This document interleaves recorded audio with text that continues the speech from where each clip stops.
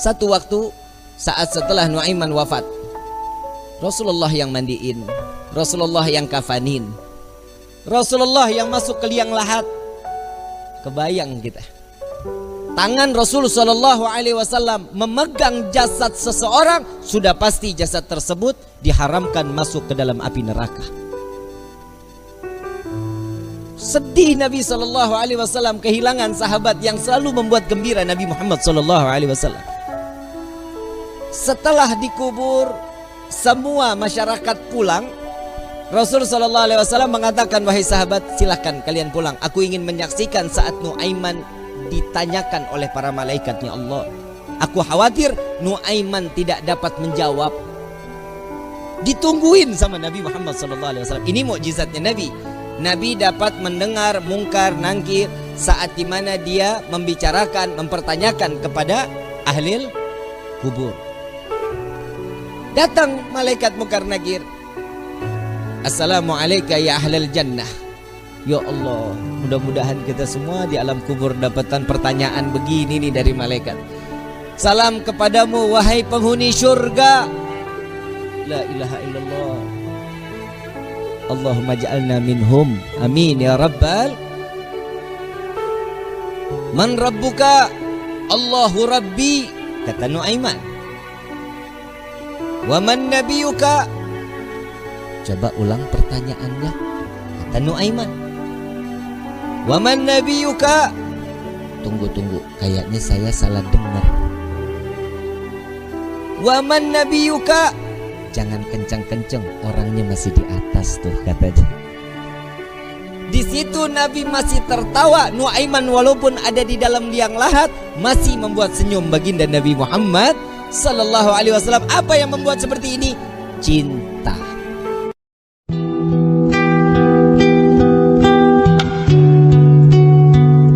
Tidak akan sempurna keimanan seseorang jika Allah dan Nabi-Nya harus jauh lebih tinggi di hadapan Allah.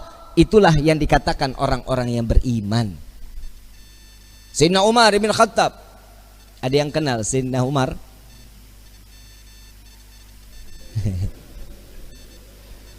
Kali ada yang kenal. Umurnya tua juga kalau ada yang kenal. Sering kita dengar Sayyidina Umar, manusia yang diciptakan oleh Allah, jin aja kabur, iblis aja kabur ngelihat bayangannya. Gak ada yang berani.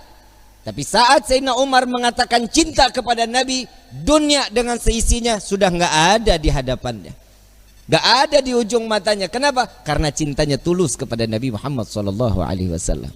Sayyidina Umar pernah memerangi Nabi. Orang yang salah satunya beriman kepada Nabi, sebelumnya dia perangi Nabi. Iya, Sayyidina Umar ibn Khattab. Siapa lagi? Khalid ibn Walid, Abu Sufyan.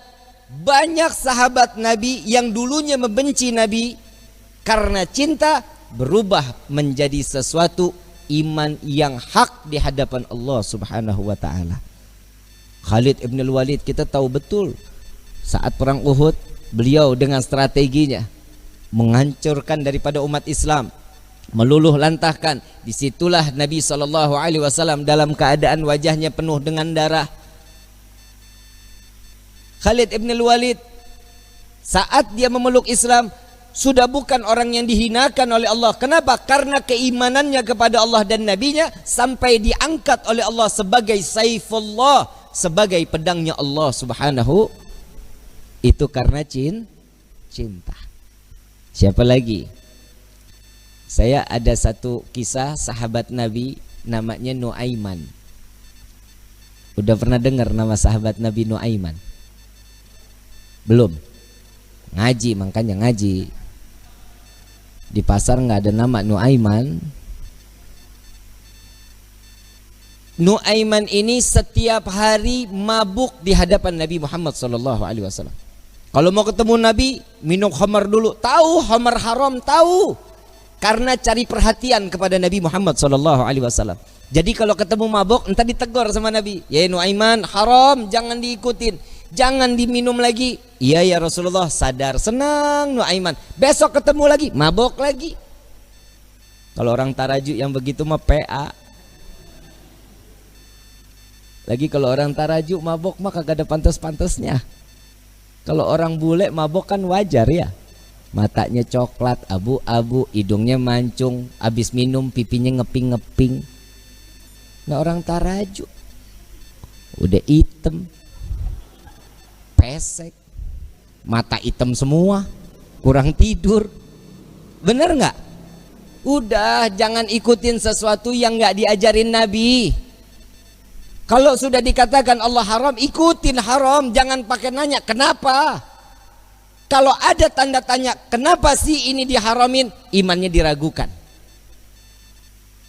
Kalau sudah ketentuan Allah ini wajib, wajib, nggak bisa jadi makruh, nggak bisa jadi haram. Ketentuan Allah haram, nggak bisa jadi halal. Insya Allah mudah-mudahan Allah jaga hati kita untuk tetap cinta kepada Allah dan Nabi-Nya. Amin ya Rabbal Alamin. Ada satu kisah lagi di mana Nabi SAW setelah ditinggal oleh dua orang yang dicintai. Nuaiman ingin bikin senang Nabi SAW karena ngelihat Nabi itu selalu bersedih. Karena cintanya Nuaiman kepada Nabi Muhammad SAW, Nuaiman ini berangkat ke tempatnya Zaid bin Thabit.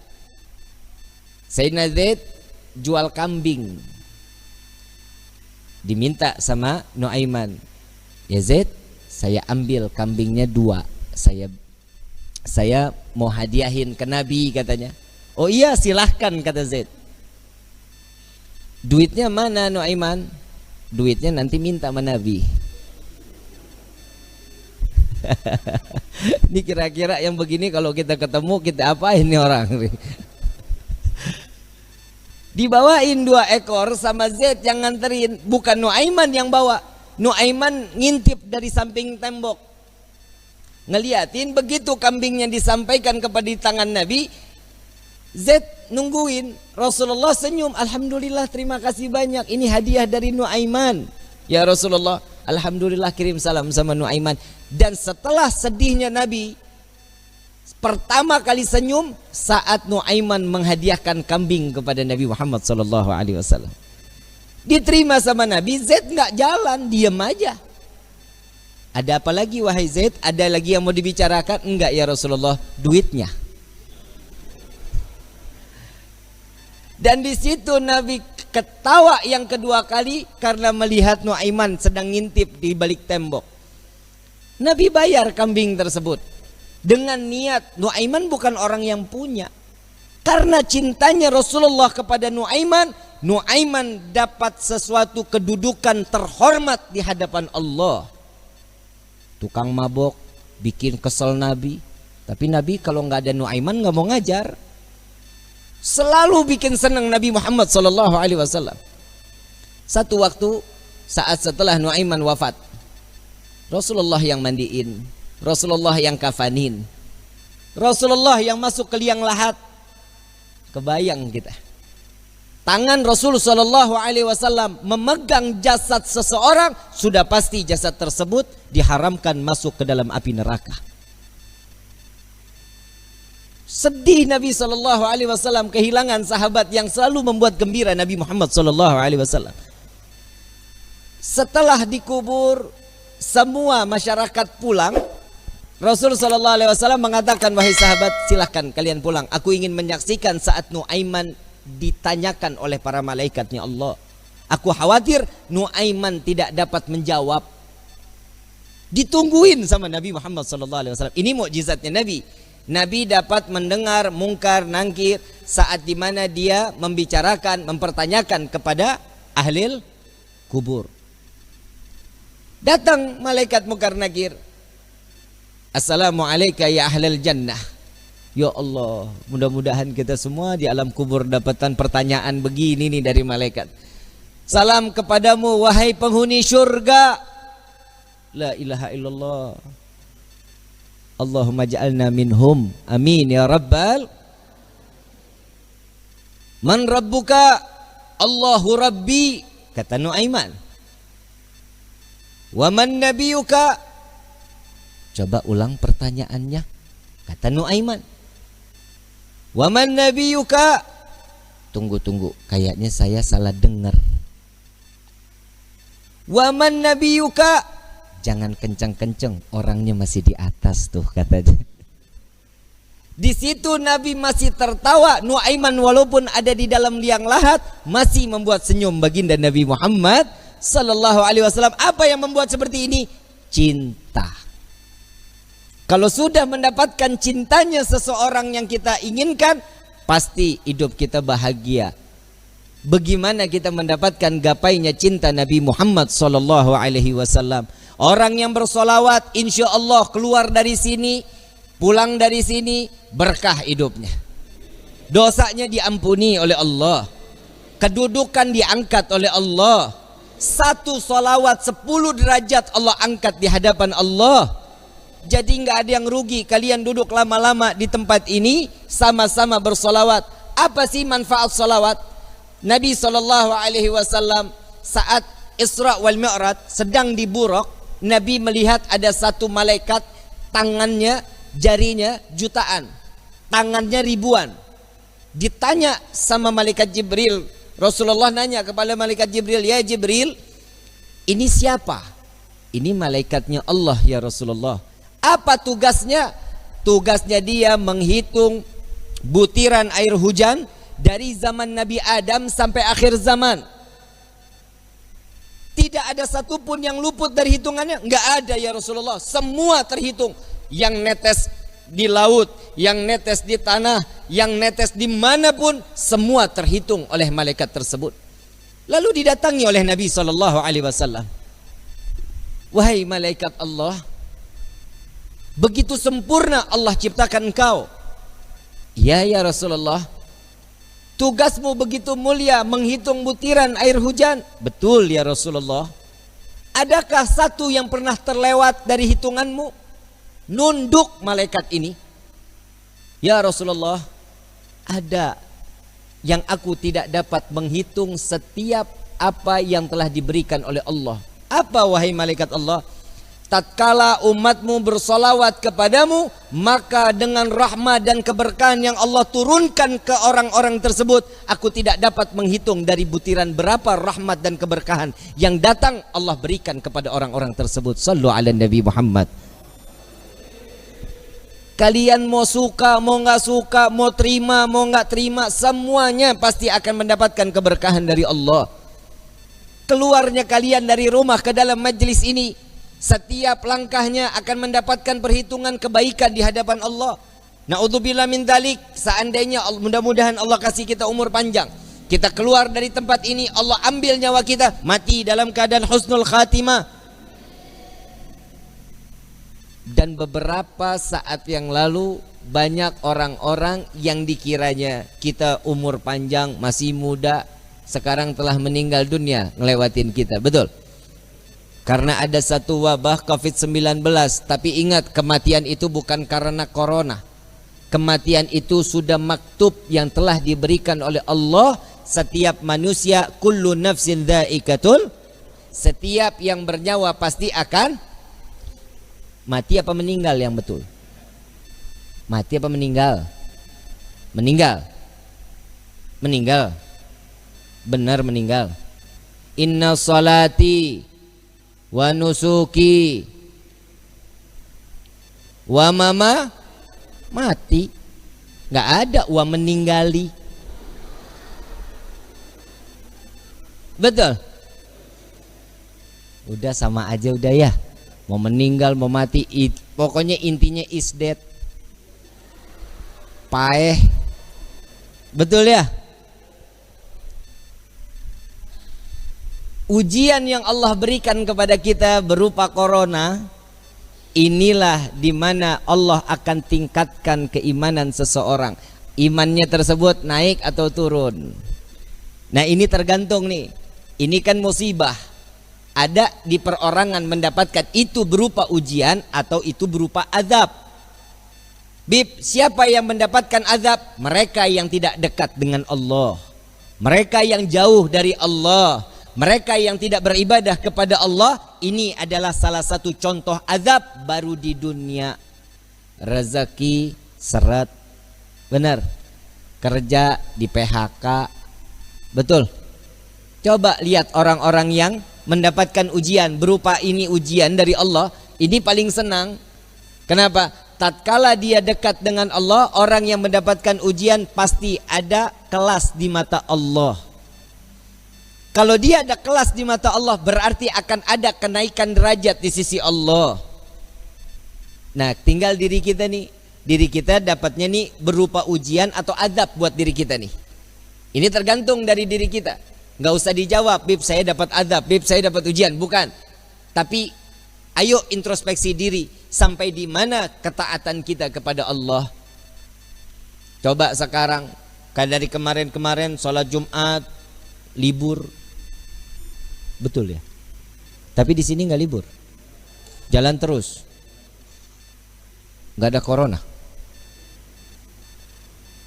Alhamdulillah, ada orang juga yang nyaut, Bib, giliran saya mau sholat, masjid ditutup. Lah, lu dari kemarin kemana aja? Jika ada satu musibah datang ke satu negeri, jika ini menjadi satu mudarat, maka diperbolehkan. Sholat Jumat di rumah 4-2 orang terserah, gak apa-apa. Ini diperbolehkan. Tapi jangan coba-coba. Kalau seandainya ini cuman hanya penipuan atau ini sebuah satu kezaliman, maka yang tanggung itu bukan diri kita. Yang nanggung siapa? Urusan mereka yang memberikan satu kebijakan. Jadi kita sami'na wa ata'na aja, ikutin aja bagaimana kisarannya Allah udah memberikan seperti ini. Dari manusia-manusia yang sekiranya dia lalai kepada Allah, membuat kita nggak bisa ibadah kepada Allah, urusan dia dosanya kepada Allah. Kita tinggal ikutin aja. Tapi mudah-mudahan semua kita dipanjangkan umur oleh Allah Subhanahu wa taala. Mudah-mudahan wabah corona diangkat oleh Allah. Jika wabah corona ini adalah pasukan Allah yang Allah turunkan ke dunia untuk menyadarkan setiap hambanya, maka insya Allah ya Allah selesaikan semua tugas-tugas mereka. Amin ya rabbal alamin. Ini mau diterusin nggak? Terus nih. Sampai jam berapa kita nih? Hah? Saya kalau udah ngomong nggak mau berhenti loh. Bisa ketemu subuh loh kita loh, mau? Mau? Sampai jam 4 setuju? Gua mah enggak. Capek loh lidah lo. Hadirin wal hadirat yang dirahmati oleh Allah Subhanahu wa taala. Betapa beruntung setiap manusia yang diringankan langkah kakinya untuk sama-sama mendekatkan diri kepada Allah. Kita keluar dari sini, kita datang ke tempat ini, dari luar datang ke sini, yang pertama dengan niat mencari ridha dari Allah. Jangan niat snack. Percuma, nggak ada snacknya juga. Betul nggak? Gua aja cuman air putih. Tadi ngopi juga di rumah Pak Suha. Pak Suha numpang ngopi, tahu di masjid nggak bakal ada kopinya. Nah tiap hari kita datang ceramah, kasih air putih dikira gue mujair kali. Mesti ada warnanya kayak manis-manis gitu kan, enak ya. Bener Bib ya? Manisnya kayak Habib Alwi. Hadirin wal hadirat rahimakumullah. Sama-sama saya mau ngajak sholawat, boleh? Yang ada air, airnya dibuka. Kita baca sholawat tibil qulub. Yang punya penyakit, insya Allah penyakitnya diangkat oleh Allah. Berkah di hari Jumat ini, mudah-mudahan sholawat ini diterima oleh Allah dan ini menjadi suatu kebaikan buat diri kita. Amin ya rabbal. Yang kurang ibadah, insya Allah berkah salawat ini kita makin ditingkatkan tingkatan iman ibadah kita kepada Allah. Amin ya rabbal. Allahumma salli ala sayyidina Muhammadin tibbil qulubi wa dawaiha wa afiyati abdani wa shifaiha wa nuril absari wa diyaiha wa ala alihi wa sahbihi wa sallim. Baca